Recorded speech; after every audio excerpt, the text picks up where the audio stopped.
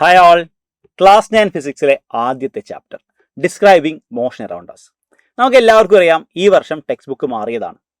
പുതിയ ബുക്കാണ്, പുതിയ കാര്യങ്ങളാണ് നമ്മൾ പഠിക്കുന്നത്. കാര്യങ്ങൾ പുതിയതല്ല, പഴയത് തന്നെയാണ്, എങ്കിൽ പോലും പുതിയ രീതിയിലാണ് നമ്മൾ കാര്യങ്ങളൊക്കെ പഠിച്ചെടുത്തത്. ചാപ്റ്റർ നമ്മൾ അടിപൊളിയായി പഠിച്ചു കഴിഞ്ഞു. ഇനി നമുക്ക് എന്ത് വേണം? ഈ ചാപ്റ്റർ നമ്മൾ പഠിച്ച കാര്യം സെറ്റൽ എന്ന കാര്യം ഒന്ന് അനലൈസ് ചെയ്യാം. അനലൈസ് ചെയ്യാൻ തീർച്ചയായും നമുക്ക് എന്ത് വേണം? ഒരു യൂണിറ്റ് ടെസ്റ്റ് വേണം, അല്ലേ? അപ്പോൾ ആ യൂണിറ്റ് ടെസ്റ്റ് ആണ് നമ്മൾ ഈ എഴുതാൻ പോകുന്നത്. എൻ്റെ കൂടെ നിങ്ങൾ എല്ലാവരും വേണം ടെസ്റ്റ് കൃത്യമായിട്ട് എഴുതി നോക്കാം. ഓക്കെ, അപ്പോൾ നമ്മൾ ആദ്യം പറയാൻ പോകുന്ന കാര്യം, നമ്മുടെ ടെക്സ്റ്റ് ബുക്ക് മാറിയിട്ടുണ്ട്. അതുപോലെ തന്നെ എക്സാം പാറ്റേണും വ്യത്യസ്തമാവും. ക്ലാസ് 10 ബോർഡ് എക്സാം പാറ്റേൺ നിങ്ങൾ കാണാൻ പോകുന്ന ക്വസ്റ്റ്യൻസ് എങ്ങനെയാണോ അതേ പാറ്റേണിൽ തന്നെയാണ് ഈ ക്വസ്റ്റ്യൻ പേപ്പറും തയ്യാറാക്കിയിട്ടുള്ളത്. ഇവിടെ നിങ്ങൾക്ക് 4 സെക്ഷൻസ് കാണാൻ സാധിക്കും. Session A, B, C and D. Session A multiple choice questions ആണ്. അതിൽ ആദ്യത്തെ 3 ഡയറക്റ്റ് MCQs ആണ്. ഒരു ക്വസ്റ്റ്യൻ ആണ് അസേർഷൻ റീസൺ ടൈപ്പ് ക്വസ്റ്റ്യൻ, അല്ലേ? നിങ്ങൾക്ക് പരിചയമുള്ള ടൈപ്പ് ക്വസ്റ്റ്യൻ ആണ് അസേർഷൻ റീസൺ ടൈപ്പ് ക്വസ്റ്റ്യൻ. എന്താ പ്രത്യേകത നമുക്ക് അറിയാം. 2 സ്റ്റേറ്റ്മെന്റ് ഉണ്ടാവും. ഫസ്റ്റ് സ്റ്റേറ്റ്മെന്റ് നമ്മൾ അസേർഷൻ എന്ന് വിളിക്കും, രണ്ടാമത്തെ നമ്മൾ റീസൺ എന്ന് വിളിക്കും. അതിന്റെ എക്സ്പ്ലനേഷൻ മാച്ച് ആയി വരുന്നുണ്ടോ, കറക്റ്റ് ആണോ കാര്യങ്ങളൊക്കെ നോക്കിയിട്ട് വേണം ആൻസർ ചെയ്യാൻ വേണ്ടിയിട്ട്. സെഷൻ ബിയിലേക്ക് വരുമ്പോൾ ഒരു ഷോർട്ട് ആൻസർ ക്വസ്റ്റ്യൻ ആണ്, പക്ഷേ 2 ക്വസ്റ്റ്യൻ ഉണ്ടാവും, അതിന് 2 മാർക്കാണ്. ദെൻ സെഷൻ സിയിൽ ഒരു ഷോർട്ട് ആൻസർ ക്വസ്റ്റ്യൻ ഉണ്ടാവും, 3 മാർക്കായിരിക്കും. ആൻഡ് സെഷൻ ഡിയിൽ 2 long answer questions, case based ക്വസ്റ്റ്യൻസും അവിടെ വരാം. അപ്പോൾ ഇതാണ് അതിൻ്റെ ഒരു പാറ്റേൺ. ഇവിടെ ക്വസ്റ്റ്യൻ്റെ നമ്പർ നമ്മൾ യൂണിറ്റ് ടെസ്റ്റ് ആയതുകൊണ്ട് ലിമിറ്റ് ചെയ്തിട്ടുണ്ട്. ഫൈനൽ എക്സാമിനാകുമ്പോൾ അതിനനുസരിച്ചുള്ള വ്യത്യാസങ്ങൾ നമ്പറിൽ ഉണ്ടായിരിക്കും. ഓക്കെ, അപ്പോൾ ഇതാണ് നമ്മുടെ ക്വസ്റ്റ്യൻ പേപ്പർ പാറ്റേൺ. ഈ പാറ്റേണിലാണ് ക്വസ്റ്റ്യൻസ് എക്സ്പെക്ട് ചെയ്യേണ്ടത്. നമുക്ക് വേഗം ആദ്യത്തെ സെഷനിലേക്ക് പോകാം. Session A. സെഷൻ എയിലെ ക്വസ്റ്റ്യൻ നിങ്ങൾ കൃത്യമായിട്ട് വായിച്ച് നോക്കണം. ക്വസ്റ്റ്യൻ വായിച്ചതിന് ശേഷം ഒന്ന് പോസ് ചെയ്യുക, ആൻസർ സ്വന്തമായിട്ട് ചെയ്യുക, അതിനുശേഷം വീട്ടിൽ തുറന്ന് കാണുക. നോക്കൂ, ആദ്യത്തെ ക്വസ്റ്റ്യൻ എന്താ? Object travels from point A to B along a semi circular path of radius R. Object travel ചെയ്യുന്ന ഈ സർക്കിൾ, ഈ കംപ്ലീറ്റ് സർക്കിൾ നമ്മൾ കൺസിഡർ ചെയ്യണോ? വേണ്ട. നമ്മൾ കൺസിഡർ ചെയ്യുന്ന ആ സർക്കിളിന്റെ പകുതി മാത്രമാണ്, അല്ലേ? So object is travelling along a semi circular path. അതിന്റെ റേഡിയസ് എത്രയാണ്? റേഡിയസ് 6 ആണ്. പാത്തിന്റെ റേഡിയസ് 6 ആണ്. ഇതാണ് സ്റ്റാർട്ടിംഗ് പൊസിഷൻ എ, ഇതാണ് ഫിനിഷിംഗ് പൊസിഷൻ ബി. ഇത്രയും കാര്യങ്ങൾ ക്വസ്റ്റ്യനിൽ പറഞ്ഞിട്ടുണ്ട്. എന്ത് ചോദിച്ചു? ക്വസ്റ്റ്യന്റെ അവസാന ഭാഗത്ത് നമ്മളോട് നമ്മളോട് ചോദിക്കുന്നത് the ratio of distance travelled to the magnitude of displacement of object. നമ്മൾ 2 കാര്യങ്ങൾ കണ്ടുപിടിക്കണം. ആദ്യം ഡിസ്റ്റൻസ് കണ്ടുപിടിക്കണം, ദെൻ ഡിസ്പ്ലേസ്മെന്റ് കണ്ടുപിടിക്കണം. നമുക്ക് ആദ്യം ഡിസ്റ്റൻസ് കണ്ടുപിടിക്കാം. ഡിസ്റ്റൻസ് എങ്ങനെയാണ് ഒബ്ജക്റ്റ് മൂവ് ചെയ്തത്? ഒബ്ജക്റ്റ് മൂവ് ചെയ്ത് സർക്കുലാർ പാത്തിലാണ്, വിച്ച് മീൻസ് ഇവിടെ നിന്ന് സ്റ്റാർട്ട് ചെയ്താ ഇങ്ങനെ വന്ന് ഇവിടെ എത്തി. അത് സപ്പോസ് ഇങ്ങനെ മോഷൻ കണ്ടിന്യൂ ചെയ്യുകയാണെങ്കിൽ സർക്കുലാർ പാത്ത് തന്നെ പോയി കഴിഞ്ഞാൽ തിരിച്ച് എവിടെ എത്തും? ഇവിടെ എത്തും, അല്ലേ? അപ്പോൾ ഒരു കംപ്ലീറ്റ് സർക്കിൾ കംപ്ലീറ്റ് ആക്കിയാൽ it will cover a distance equal to circumference of circle. മനസ്സിലായോ? ഇവിടെ നിന്ന് കംപ്ലീറ്റ് സ്റ്റാർട്ട് ചെയ്ത് ഒരു പ്രാവശ്യം ഇങ്ങനെ കറങ്ങി വന്നാൽ it will cover circumference of circle. പക്ഷെ ഇവിടെ പകുതി മാത്രമേ പോയിട്ടുള്ളൂ, ഹാഫ് ഓഫ് സർക്കംഫറൻസ്, അല്ലേ? അപ്പൊ ഡിസ്റ്റൻസ് എത്രയാണ്? ബേസിക്കലി ഡിസ്റ്റൻസ് ഈസ് സർക്കംഫറൻസ് നമുക്കറിയാം 2πr ആണ്. അത് divided by 2, answer is πr, അല്ലേ? അപ്പൊ നമുക്ക് വാല്യൂ ഒന്നും ചെയ്യേണ്ട ആവശ്യമില്ല, ക്യാപിറ്റൽ ആർ മാത്രം ആക്കിയാൽ മതി. റേഡിയസ് ക്യാപിറ്റൽ ആർ മറന്നുകൊണ്ട് നമ്മൾ അതിന് ജസ്റ്റ് എന്തായിട്ട് എഴുതും? π × ക്യാപിറ്റൽ ആർ എന്ന് എഴുതും. ഇതാണ് ഡിസ്റ്റൻസ്. ഓക്കെ, ഇനി നമുക്ക് എന്ത് വേണം? നമുക്ക് അവിടുത്തെ ഡിസ്പ്ലേസ്മെന്റ് കൂടെ വേണം. ഡിസ്പ്ലേസ്മെന്റ് കണ്ടുപിടിക്കാം. ഡിസ്പ്ലേസ്മെന്റ് എങ്ങനെ കണ്ടുപിടിക്കും? നമുക്ക് എല്ലാവർക്കും അറിയാം ഡിസ്പ്ലേസ്മെന്റ് എന്താണ്. ഡിസ്പ്ലേസ്മെന്റ് കണ്ടുപിടിക്കണമെങ്കിൽ നമുക്ക് ഇനീഷ്യൽ പൊസിഷനും ഫൈനൽ പൊസിഷനും വേണം, അല്ലേ? സ്റ്റാർട്ട് ചെയ്തത് ഇവിടെ നിന്നാണ്, ഇതാണ് ഇനീഷ്യൽ പൊസിഷൻ. എൻഡ് ചെയ്ത് ഇവിടെയാണ്, this is final position. Initial position to final position, അതിലുള്ള ഷോർട്ടസ്റ്റ് പാത്ത് അഥവാ സ്ട്രെയിറ്റ് ലൈൻ ഡിസ്റ്റൻസ് ആണ് ഡിസ്പ്ലേസ്മെന്റ്. അപ്പോൾ നോക്കൂ, ഇവിടെ നിന്ന് ഇങ്ങോട്ട് വരയ്ക്കുന്ന ഷോർട്ടസ്റ്റ് പാത്ത് അഥവാ സ്ട്രെയിറ്റ് ലൈൻ ഡിസ്റ്റൻസ് എന്താണ്? അത് അതിൻ്റെ ഡയമീറ്റർ ആണ്. ഡയമീറ്റർ ഓഫ് സർക്കിൾ ആണ്, അല്ലേ? So which is 2 times r. Answer ആയോ? ഇല്ല, നമ്മളോട് ചോദിച്ചത് റേഷ്യോ ആണ് ചോദിച്ചത്. സോ നമ്മൾ കണ്ടുപിടിക്കേണ്ടത് എന്ത് വേണം? πr divided by 2r. ഈ 6 മാറും കട്ടായി, വിൽ ഗെറ്റ് ആൻസർ ആസ് π/2 അല്ലെങ്കിൽ π:2. Option B is the right answer. This is the right option. Yes, മനസ്സിലായോ? മൾട്ടിപ്പിൾ ചോയ്സ് ക്വസ്റ്റ്യൻസ് ആകുമ്പോൾ ക്വസ്റ്റ്യൻസ് നമ്മൾ വളരെ പെട്ടെന്ന് ചെയ്യണം. അത് മാത്രമല്ല, ഒരുപാട് കോൺസെപ്റ്റുകൾ അപ്ലൈ ചെയ്താൽ മാത്രമാണ് നമുക്ക് ആ ഫൈനൽ ആൻസറിലേക്ക് എത്താൻ സാധിക്കുന്നത്. ഇവിടെ 2 ഓപ്ഷനേ ഉള്ളൂ. ഒന്നുകിൽ ശരിയാക്കി ഫുൾ മാർക്ക് വാങ്ങിക്കുക, അല്ലെങ്കിൽ തെറ്റി കംപ്ലീറ്റ് പോവുക. സ്റ്റെപ്പിന് മാർക്കൊന്നും ഇവിടെ കിട്ടില്ല, മൾട്ടിപ്പിൾ ചോയ്സ് ക്വസ്റ്റ്യനിൽ കിട്ടില്ല. ഓക്കെ, ആ കാര്യം മൈൻഡിൽ വെക്കുക, കൃത്യമായിട്ട് ചെയ്തു നോക്കുക. രണ്ടാമത്തെ question, A particle moves the uniform velocity vector. ഒരു പാർട്ടികൾ മൂവ് ചെയ്യുന്നത് യൂണിഫോം വെലോസിറ്റി വെക്ടറിലാണ്.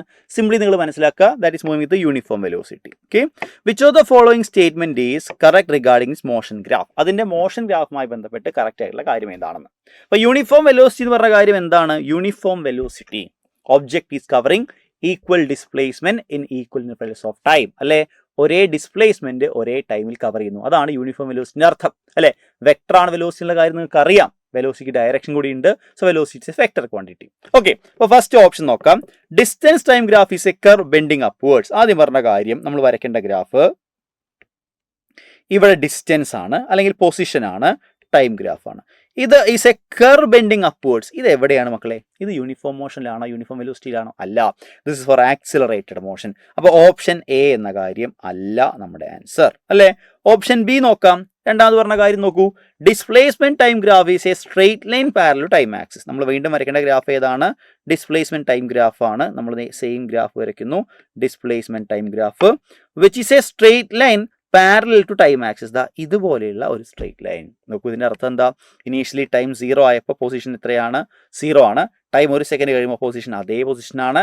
2 സെക്കൻഡ് കഴിയുമ്പോൾ അതേ പൊസിഷനാണ്. വിച്ച് മീൻസ് നമുക്ക് അവിടെ കിട്ടിയ ഗ്രാഫ് ഏതാണ്? ഒബ്ജക്റ്റ് അറ്റ് റെസ്റ്റിന്റെ ഗ്രാഫാണിത്. അല്ലേ, റെസ്റ്റ് ആണ്. ഇത് ആക്സിലറേറ്റഡ് മോഷൻ ആണ്. This is accelerated motion and this is rest. അപ്പോൾ ഒന്നാമത്തെ അല്ല, രണ്ടാമത്തെ അല്ല. മൂന്നാമത് പറഞ്ഞ കാര്യം ഏതാ? നമുക്കൊന്ന് വരച്ചു നോക്കിയാലോ. മൂന്നാമത് പറഞ്ഞു speed time graph is a straight line with non zero positive slope. അതെങ്ങനെയാ വരയ്ക്കുക? ഇനി നമ്മൾ വരയ്ക്കേണ്ടത് സ്പീഡ് ടൈം ഗ്രാഫ് ആണ്.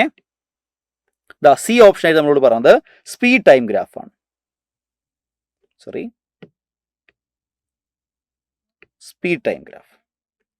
ഇവിടെ സ്പീഡ്, ഇവിടെ ടൈം. എസ് ഫോർ സ്പീഡ് ആണുള്ള കാര്യം തൽക്കാലം നോക്കി വെക്കുക. അല്ലെങ്കിൽ നമുക്ക് വി ആക്കണോ, വെലോസിറ്റി ആക്കണോ? ലെറ്റർ വി ആയിരുന്നല്ലോ. അപ്പോൾ സ്പീഡ് ടൈം ഗ്രാഫ് ആണ് നമ്മൾ വരയ്ക്കാൻ പോകുന്നത്. പറഞ്ഞു straight line with non zero positive slope. ഇതുപോലെയാണ് ഗ്രാഫ്. ഈ ഗ്രാഫിന് എന്ത് മനസ്സിലാക്കാം? നോക്കൂ മക്കളെ, ഇനീഷ്യലി ടൈം 0 ആയപ്പോൾ വെലോസിറ്റി 0 ആയിരുന്നു. ടൈം കൂടുമ്പോൾ വെലോസിറ്റി കൂടുന്നുണ്ട്, അല്ലെങ്കിൽ സ്പീഡ് കൂടുന്നുണ്ട്. Speed is increasing. Speed increase ചെയ്യുന്നെങ്കിൽ അത് യൂണിഫോം മോഷൻ ആണോ? അല്ല. അല്ലേ, അത് സ്പീഡ് ചേഞ്ച് ചെയ്യുന്ന മോഷനാണ്. That is non uniform motion. നമുക്കൊരു സ്ട്രെയിറ്റ് ലൈൻ ആണ് വിത്ത് സെയിം സ്ലോപ്പ് ആയതുകൊണ്ട് എഗെയിൻ ഇത് എന്താണ്? ഇതൊരു ആക്സിലറേറ്റഡ് മോഷൻ തന്നെയാണ് എന്ന കാര്യം നമുക്ക് പറയാൻ സാധിക്കും. അപ്പോൾ ഡെഫിനറ്റ് ആയിട്ടും ശരിയാകേണ്ട ആൻസർ നമ്മുടെ ഓപ്ഷൻ ഡി ആണ്. നമുക്ക് ആ പറഞ്ഞ കാര്യം ഒന്ന് വരച്ച് നോക്കാം, അതിന് ശേഷം കൺഫേം ചെയ്യാം. നമ്മളോട് പറയുന്നു area under velocity time graph. നോക്കൂ, ഏതാ ഗ്രാഫ്? ഇവിടെ വെലോസിറ്റി, ഇവിടെ ടൈം. ആ ഗ്രാഫിന്റെ താഴെയുള്ള area will give net displacement. നോക്കൂ, യൂണിഫോം വെലോസിറ്റി ആണെങ്കിൽ വെലോസിറ്റി വിൽ ബി സെയിം. ഇതിന് താഴെയുള്ള ഈ area under velocity time graph will give you net displacement which is true.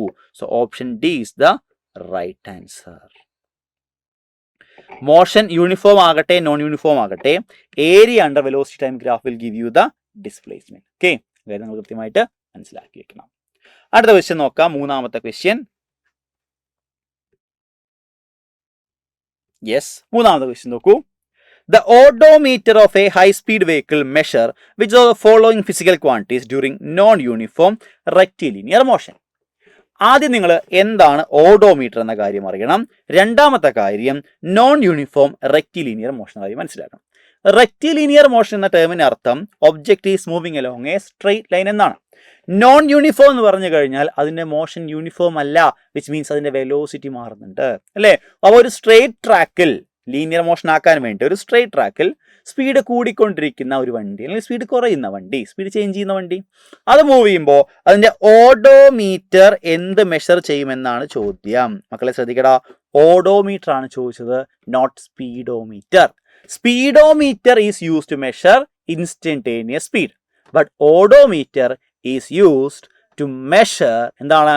Total distance covered ആണ്. അല്ലേ, നമ്മുടെ വണ്ടി എത്ര കിലോമീറ്റർ ഓടി, ആ കാര്യം കാണിക്കുന്ന മീറ്റർ ആണ് ഓഡോമീറ്റർ. ഓർത്ത് വെക്കുക, എന്താണ്? ടോട്ടൽ പാത്ത് ട്രാവേഴ്സ്ഡ് ആണ്. ആൻസർ വരുന്നത് ഇൻസ്റ്റന്റേനിയസ് വെലോസിറ്റി അല്ല, ആവറേജ് ആക്സിലറേഷൻ അല്ല.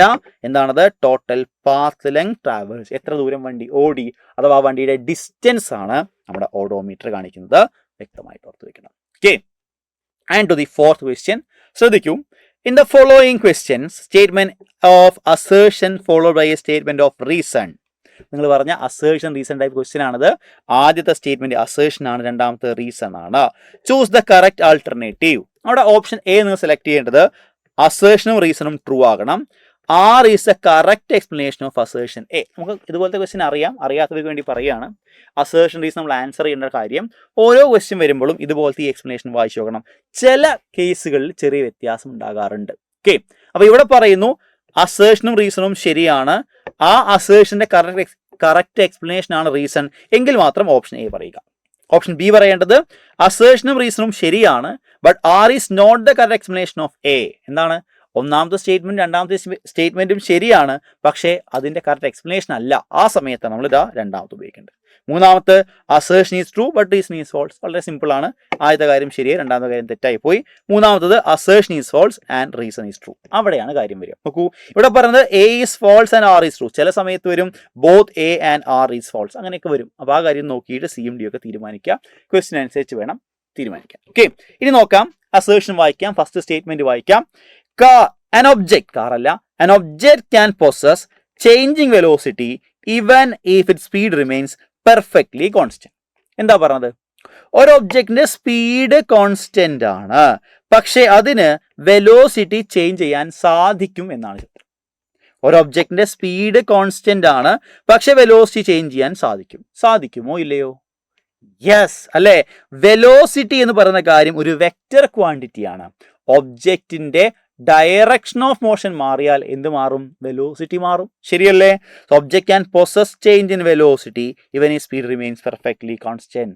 ശരിയാണ്. Velocity is A vector quantity if an object is moving with a uniform speed along different direction. Circular path നിങ്ങൾ മനസ്സിലേക്ക് ഓർമ്മ വന്നു അല്ലേ? സോ ഫസ്റ്റ് കാര്യം എന്താണ്? This is true. നോക്കൂ, അതിന്റെ റീസൺ ആയിട്ട് പറയുന്നു velocity changes whenever there is a change in either magnitude of motion or direction of motion. അല്ലേ? വെലോസിറ്റി എപ്പോൾ ചേഞ്ച് ചെയ്യും? ഒന്നെങ്കിൽ മാഗ്നിറ്റ്യൂഡ് ചേഞ്ച് ചെയ്യണം, അല്ലെങ്കിൽ ഡയറക്ഷൻ മാറണം. Here magnitude remain same because that is moving with the same speed എന്ന് പറഞ്ഞിട്ടുണ്ട്. Magnitude same ആണ്, ഡയറക്ഷൻ മാറുമ്പോൾ ഈ പറഞ്ഞ കാര്യം മാറും. എക്സാമ്പിൾ നിങ്ങൾക്ക് അറിയാം, ആ കാര്യം നിങ്ങളൊന്ന് കമന്റ് ബോക്സിൽ പറയണം. ഈ പറഞ്ഞ കാര്യം എക്സാമ്പിൾ കമന്റ് ബോക്സിൽ പറയണം. ഇതിന്റെ ബാക്കി ക്വസ്റ്റ്യൻസ് എല്ലാം നിഞ്ച ബാച്ചിലെ യൂണിറ്റ് ടെസ്റ്റിന്റെ എക്സാം ആയിട്ട് നടത്തിയിട്ടുണ്ട്. സോ നിഞ്ച ബാച്ച് ജോയിൻ ചെയ്ത ആളുകൾക്കെല്ലാം ആ എക്സാം അടിപൊളിയായിട്ട് എഴുതാൻ സാധിച്ചിട്ടുണ്ടായിരിക്കും. സോ ഇതുപോലെ അടിപൊളി വീഡിയോസ് ആയിട്ട് നമുക്ക് വീണ്ടും കാണാം. താങ്ക്